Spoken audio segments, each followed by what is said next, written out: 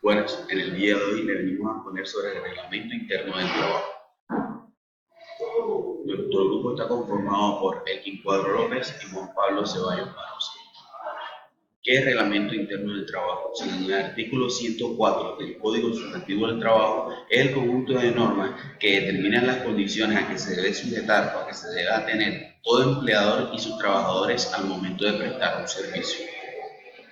¿Quiénes deben de tener o cuáles son las empresas que están obligadas a tener este documento? Todo empleador o toda empresa que tenga más de 5 trabajadores de carácter permanente en la empresa o que esté ejerciendo la función de comerciante. Para las empresas industriales, más de 10 empleados, más de 20 empleados para las empresas agrícolas, ganaderas y forestales, y para empresas mixtas cuando ocupen más de 10 trabajadores. ¿Cómo se debe elaborar o quién puede elaborar este documento? El empleador puede desarrollar este documento, o sea, la empresa, siempre y cuando cumpla con las condiciones o con el acuerdo de sus trabajadores y la convención colectiva, vaya a arbitrar y los dispuestos del pacto.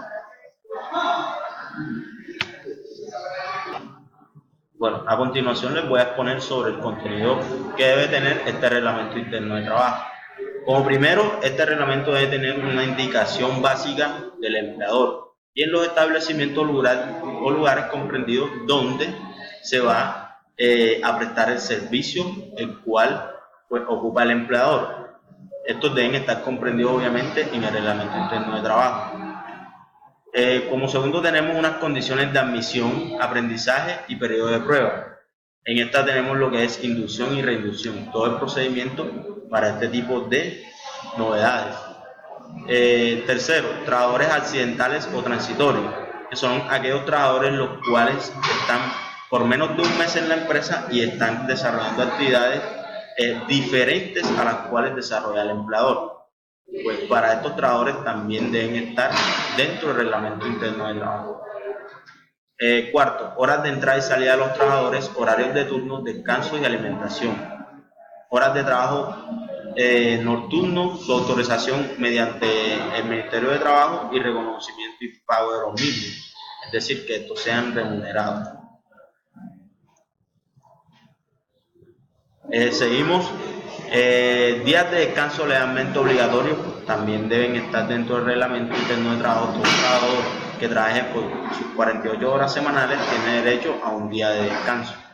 Por lo general este es el domingo y debe ser pago. Salario mínimo legal o convencional, donde se estipule el salario que va a obtener el empleador. Si es el mínimo legal vigente, pues que cumpla con lo que dictamina el gobierno con respecto al salario mínimo. Y si es convencional, pues que quede escrito mediante un documento. Este dicho documento, pues obviamente es el reglamento interno de trabajo. Como tercero tenemos lugar, día, horas de pago y periodos que los regulan. Es decir, si el periodo que lo regula va a ser quincenal, pues ese sería el día exacto en el cual se debe remunerar el oficio del trabajador. Si es mensual, sería cada 30 días. Tiempo y forma en que los empleadores deben sujetarse a los servicios médicos que el empleador suministre. Aquí tenemos la cuestión de las EPS, pues el sistema de EPS a los cuales están afiliados todos los trabajadores. Prescripciones de orden y seguridad. Aquí tenemos lo que es el reglamento de seguridad y higiene ocupacional, donde se debe de estipular todas las normas de seguridad, orden e higiene para la elaboración de las actividades administradas por el empleador. Indicaciones para evitar que se realicen los riesgos profesionales, instrucciones para primeros auxilios en caso de accidente. Bueno, en esta parte tenemos esencialmente lo que es con respecto a los accidentes e incidentes de trabajo. Todo esto debe estar estipulado en el reglamento interno de trabajo para prevenir la ocurrencia de accidentes e incidentes. Orden jerárquico de los representantes del empleador. ¿Qué quiere decir esto? Debe haber un organigrama donde se siga la secuencia como tal de las personas las cuales están a cargo por parte del empleador. Especificaciones de las labores que no pueden ejecutar las mujeres y menores de 16 años. Pues estas especificaciones están contempladas en el Código Sustantivo del Trabajo y pues se deben respetar en el reglamento interno de trabajo. También debemos de saber que para los trabajadores que tengan un rango de edad entre 15 y 17 años, deben tener un permiso anteriormente por el Ministerio de Trabajo. Cuarta, normas, condiciones que se deben guardar en las diversas clases de labores, de acuerdo con la edad y sexo de los trabajadores, con mira de seguir la mayor higiene, regularidad y seguridad en el trabajo. Es decir, hay actividades que obviamente las mujeres no pueden desarrollar, porque son trabajos muy pesados, o mediante la edad también, un niño de 15 años pues no puede desarrollar una actividad que puede desarrollar una persona con una edad más adulta, por ejemplo 30 años. Pero hay que tener en cuenta todas estas normas específicas dentro del reglamento interno de trabajo. 5. Obligaciones y provisiones especiales para el empleador y los trabajos. Aquí se deben estipular todas las obligaciones del empleador y de los trabajadores y las provisiones a los mismos, como por ejemplo, está prohibido deambular o recibir dádivas, si es una empresa de pronto de comercio marítimo. Entonces, en este caso, pues, esa es una norma que se estipuló en el reglamento y que se debe cumplir tanto para los empleadores como para los trabajadores. Escala de faltas y procedimientos para su comparación, escala de sanciones disciplinarias y aplicación. Aquí tenemos todas las sanciones disciplinarias y cómo se aplican al trabajador. Ahí podemos clasificarlas en faltas leves, graves y gravísimas, donde la ocurrencia por más de una vez una falta leve ya sería una falta gravísima. Entonces, toda esta escalafón de faltas disciplinarias deben estar debidamente contempladas y además de eso deben estar su aplicación para digamos, sancionar al trabajador. Las personas ante quienes se deben presentar los reclamos del personal y tramitación de estos. Estas personas mediante reglamento deben estar definidas, pues son personas a las cuales los trabajadores pueden hacer reclamos y estos deben tramitar esos reclamos, o sea, darle solución a ellos. Prestaciones adicionales y las legales obligatorias, si existieran. Publicación y vigencia de reglamento, esto es muy importante. El reglamento interno de trabajo debe estar en un lugar visible donde pues se le haga llegar a todos los trabajadores, desde el más alto hasta el más bajo, debe llegar esta información puesto con la finalidad de que ellos estén informados cuáles son sus deberes, cuáles son sus obligaciones, cuáles son sus prohibiciones, y además de esto el empleador debe de encargarse de explicar dicho reglamento. Cláusulas ineficaces.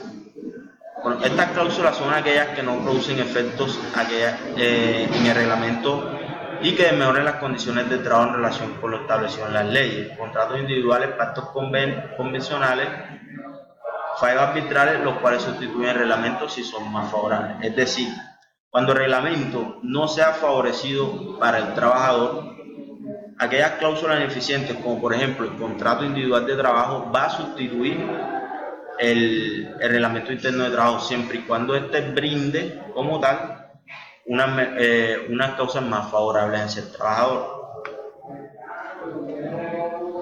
Normas excluidas. En el artículo 110 del Código Sustantivo del Trabajo, excluyen las normas que deben contener las reglas de orden meramente técnico o administrativo que formule el empleador para la ejecución de los trabajos. Es decir, el reglamento interno de trabajo no solamente debe contener las reglas meramente técnico, es decir, cómo se desarrolla el trabajo que se va a hacer, sino la parte disciplinaria, de orden y de seguridad. O sea, debe estar contemplado absolutamente todo, no solamente las que son técnicas. Sanciones disciplinarias. Según el artículo 111 del Código Sustantivo del Trabajo, no pueden consistir en penas corporales ni en medidas lesivas de la dignidad del trabajador. Es decir, estas sanciones disciplinarias no deben de destruir la integridad del trabajador, es decir, no llegar a los golpes, no llegar a los gritos, sino hacer sanciones disciplinarias que vayan en base al respeto del trabajador. Suspensión del trabajo. Cuando la sanción consiste en suspensión del trabajo, esta no puede ser los 8 días por primera vez, ni de 2 meses en caso de reincidencia. Esto lo podemos encontrar en el artículo 111 del Código Sustantivo. Multas. Las multas que se prevén solo pueden causarse por retraso o falta del trabajo sin excusa suficiente. No pueden excederse a la quinta parte del salario de un día. El empleador puede descontar las multas del valor de los salarios. La imposición de una multa no impide que el empleador prescinda del pago del salario correspondiente al tiempo dejado de trabajar.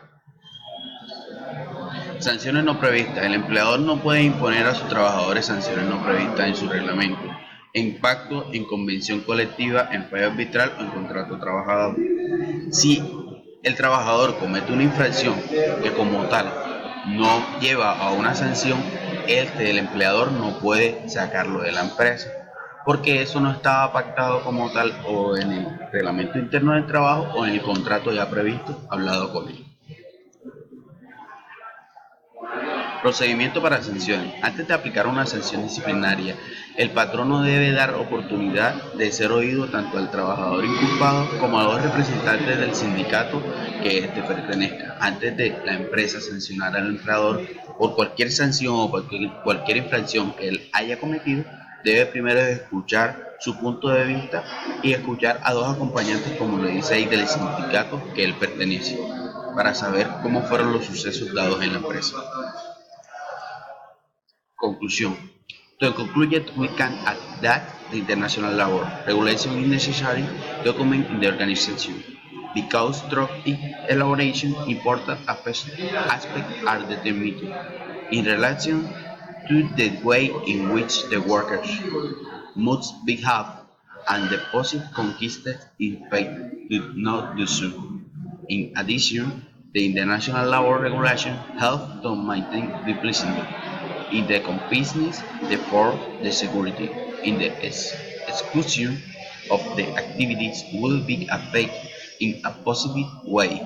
It is important that the regulation is disclosed and explained to all the workers of the company, because through this socialization they will be part of what they should do and the follows that imply not respecting the international regulation.